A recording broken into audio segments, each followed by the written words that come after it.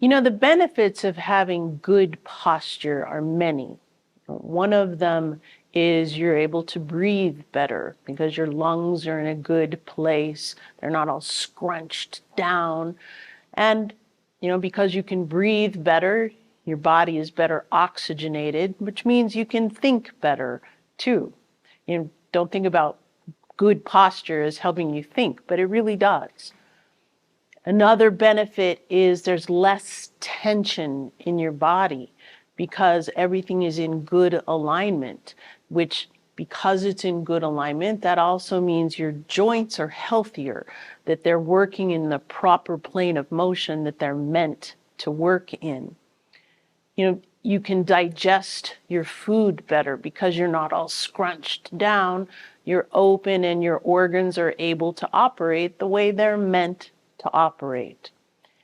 And of course, if you're in a good posture, you actually look leaner and you look healthier and you look more confident.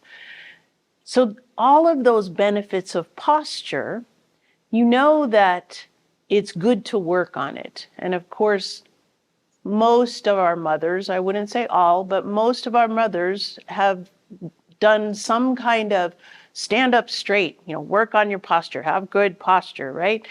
And we have to think about what does that mean? When we go back to the first essential that we talked about last week, we learned that if you think about being suspended from the crown of your head, letting your body just fall naturally into alignment, allow yourself to be rooted and grounded, kind of extended by being suspended and being rooted, you're extending your body into a good posture.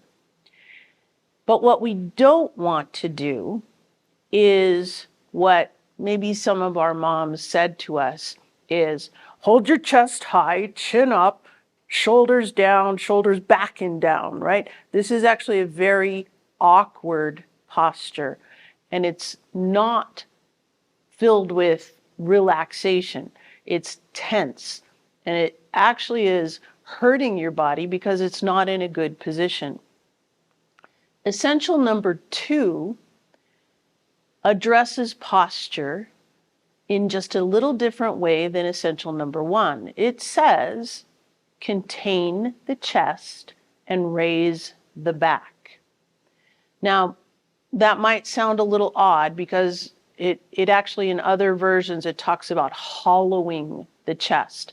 And so what you might think about is contain the chest and raise the back.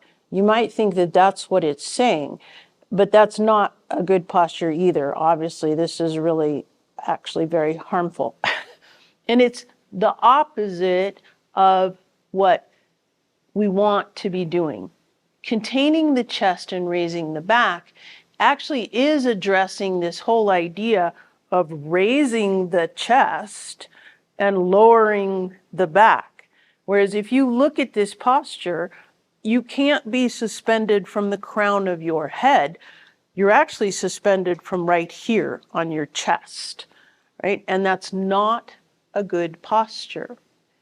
When we contain the chest, we want it to be not down like this, but we don't want it up. So talking about containing, not raising that chest. Raising the back doesn't mean lifting your shoulders. It actually, if you think about having something pulling your shoulder apart, pulling yourself apart, and you'll feel that natural hollowing in the chest if you pull yourself apart. This is what it means by containing the chest and raising the back. If we do wave hands like clouds, you'll actually feel that whole sensation. So let's look at wave hands like clouds without stepping. If you have your ball of energy in front of you and you're pulling it across your body gently, feeling as if you're suspended from the crown of your head and yet rooted through your feet. This position right here, just kind of stop in the middle. You can feel yourself being pulled out from the shoulders. The chest is contained. You can't do wave hands like clouds like this. It doesn't work. You're open and relaxed through this motion. And this is really what you want to memorize with your body, is this is how it feels to contain the chest and raise the back. Your arms are open. They're not tight by your body. Okay? They're open as if you have something underneath your armpits. If you think about having an egg kind of tucked underneath your armpit, don't think about it falling and dropping, but you don't want to squish it either. You want it to have a gentle place to sit. So open and rounded, containing the chest and raising the back by opening yourself up. Another movement that you can practice this is preparation. Letting yourself be open, not closed down like this, not chest high and not like this. It's opening up those shoulders and feeling kind of rounded through the arms. Letting yourself be extended through this torso area so you can take nice, deep, long, slow breaths. Think about breathing in as you come up and breathing out as you go down. Breathing in and breathing out. Now as you breathe, I want you to continue to do preparation. I want you to think about bringing that breath up into your back and breathing out. And this is part of what that means with raising the back, letting that energy, letting that oxygen, letting that breath come into the back.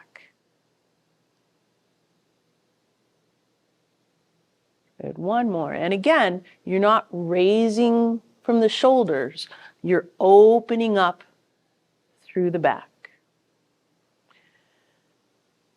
So let's practice with pushing chi now. With that, it's not an open like wave hands like clouds, like preparation. You're actually having to push forward. So it's a little bit more tempting to bring those elbows in and bring the arms in. But try to think about that position of wave hands like clouds and now practice with it with your pushing chi. And now add the breathing part of it as well. Breathing in as you come towards your body and try to expand through the back and breathing out as you push away. Breathing in and breathing out. Good, let's put the right foot forward. And now what I want you to do is try to raise that back, lower your shoulder blades, bring in your back down, and try to do pushing chi and try to be relaxed as you do it. It's not a relaxed position at all. Try to take a nice deep breath in and breathing out. It's really very difficult to do. Whereas if you contain your chest, let your head be suspended from this crown, let you be suspended from the crown of your head. Let your body be relaxed. Then just open it up and now step gently into your pushing chi.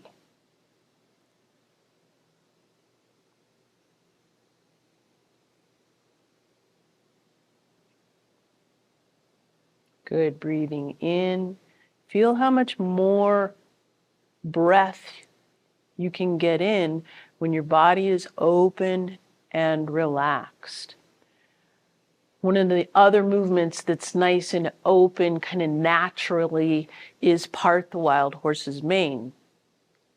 If you hold the ball to the right and you open your body up, you can see this open, rounded position of the arms, containing the chest. Let that chest be a little hollow and pull open through the shoulders with your part the wild horse's mane. Take a nice deep breath in as you gather that energy, breathing out as you release. Breathing in and breathing out. One of the movements that you might be tempted to be more up with your chest instead of hollowed through the chest is white crane spreads its wings, right? Because we're opening up like this, you might be tempted to lower that back and raise the chest. Let's practice one part the wild horse's mane, go into white crane spreads its wings, and then do one brush knee. So holding that ball to the right, you're going to come out with part the wild horse's mane. Then as we come into our white crane, hold a ball in the middle, and this will help you to keep that chest contained. Remember that feeling of that chest. Don't allow yourself to open up like this. Keep it contained, and then coming into your shoulder strokes, your arm circles, step into your brush knee left. Let's do that again. Holding the ball to the right, stepping out into your part the wild horse's mane. Stepping up with that right foot, holding the ball in the middle, open it up into white crane, spreads its wings, but it's nice and relaxed. You're still in a good posture. Your shoulders are in harmony with your hips. Arm circles, come into your brush knee. Let's try it again. Take a good deep breath in, part the wild horse's mane. Stepping up, white crane spreads its wings. Using your rotation to help you with these arm circles, brush knee, left. Just practicing that sequence and seeing how it feels to maintain a good posture but maintain a relaxed posture is actually a really good practice for you. So just taking those three movements, part the wild horse's mane, white crane spreads its wings, and brush knee, just do that over and over again. There's another movement that in a lot of ways, it's not just raising the chest, but it's very tempting to come out of a lowered stance into an upper stance, a more upright stance, I should say, in repulse the monkey. So oftentimes in repulse the monkey, right, we're here, we're in a good rounded position here, and we step back and we want to go, ta-da! And you can see chest high. Now those shoulders are down. I'm actually kind of leaning backwards. It's not a good posture. So I want you to think about being open and think about that rounded position through my arms, through my chest. Pull your shoulders apart, not raising them up. Just pull them apart gently. Then as you step back into your repulse the monkey, think about coming into that same position just on the other side, not allowing yourself to raise the chest and lower the back. Stepping back, repulse the monkey. One more. Good. Let's try that again with repulse the monkey. Start with your left foot forward. Feel that up. Let's do this. Before we do repulse the monkey, just do a couple wave hands like clouds without stepping. Concentrate on feeling that open rounded position.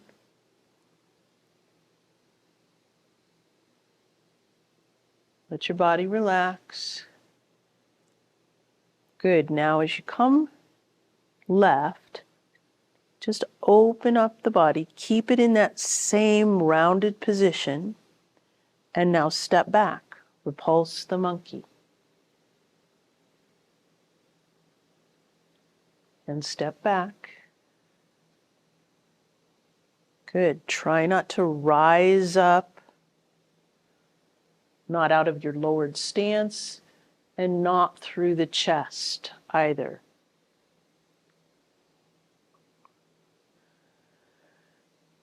Repulse the monkey is a difficult move for a lot of people. There's a lot of things going on. When you take the time to practice that and feel that relaxation, you'll understand too how your posture actually makes a big difference in this movement to making it be relaxed. Because if you're extended, it's actually really hard to pull back and step back in a balanced way. It's when you do this extension, raising the chest and pulling the back down, your shoulders and your hips are not in harmony. So that really makes your balance go out of whack. Whereas if you're in that rounded position and shoulders can stay in harmony with your hips, stepping back, it's more relaxed. You can breathe better. You can move more fluidly and in a more balanced way.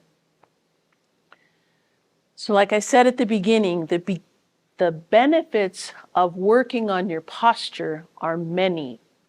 We want this in our regular life, and we want it in our Tai Chi. And if we practice it in our Tai Chi, it's actually going to translate to your real life as well.